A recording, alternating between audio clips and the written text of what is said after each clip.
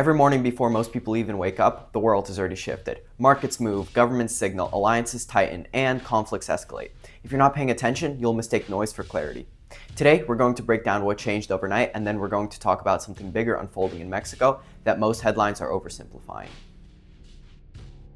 Since midnight, February 25th, 2026, global stock markets pushed higher, led by a strong tech rally. Investors are optimistic ahead of Nvidia's earnings report, which is expected to show major revenue growth fueled by artificial intelligence demand. That optimism lifted the S&P 500, NASDAQ, and Dow Jones. Here's what makes things interesting. At the same time stocks were rising, gold also climbed. Bond yields ticked slightly higher, and the US dollar weakened. When stocks and gold rise together, that usually means something specific. Investors are participating in upside, but they're still hedging risk. There's optimism, yes, but not full confidence.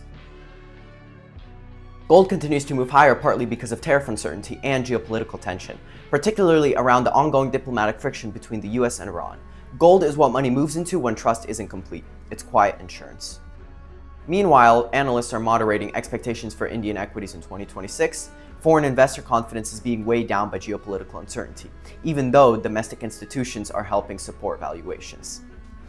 In Germany, consumer confidence unexpectedly weakened heading into March. That matters because Germany is a demand engine for Europe.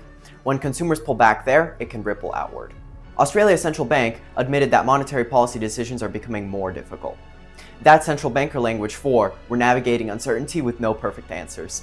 Inflation, growth, labor markets, and geopolitical risks are all colliding. On the strategic front, India's Prime Minister began a visit to Israel, continuing to strengthen bilateral ties. That reflects something bigger happening globally. Countries are reshaping alliances based on economic and strategical interests rather than old ideological blocks. Analysts are increasingly talking about gray zone aggression. Not war, not peace, but constant pressure, cyber operations, trade leverage, proxy conflicts, and economic maneuvering. This gray space is now influencing corporate risk models and global supply chains in real time. So, what's the principle here? Markets rising does not automatically mean structural strength. Optimism in one sector, like AI, doesn't eliminate global uncertainty. Risk hasn't disappeared, it's just being priced differently. Recently, Mexican special forces confirmed the killing of one of the most powerful cartel leaders in the entire world. He led the Jalisco New Generation Cartel, one of the largest and most violent criminal organizations operating today.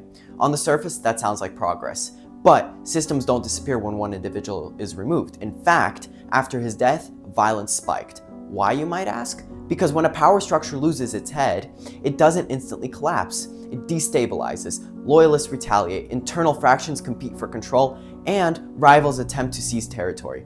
The short-term result is often more chaos, not less, and the people who suffer the most aren't cartel leaders. The people who suffer the most are regular families, workers, small business owners, and people trying to live normal lives inside of an abnormal system. Here's the hard truth. Removing a leader weakens a cartel temporarily, but it doesn't eliminate the underlying conditions that created it. Cartels thrive because there's a massive global drug demand, because poverty limits opportunity, because corruption creates protection, and because the black market generates enormous profit margins. Cut off one leader and someone else is going to see an opening.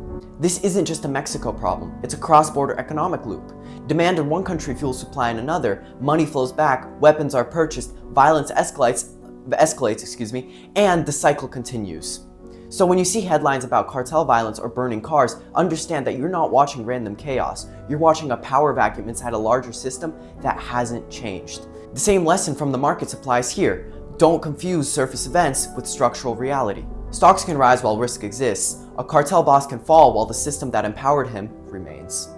If you want to think clearly, especially in 2026, you have to look deeper than the headline. You have to pay attention to incentives, pay attention to systems, and most importantly, don't let short-term movements distract you from long-term structures. That's today's daily principle. I hope you guys enjoyed. I'll see you in the next one.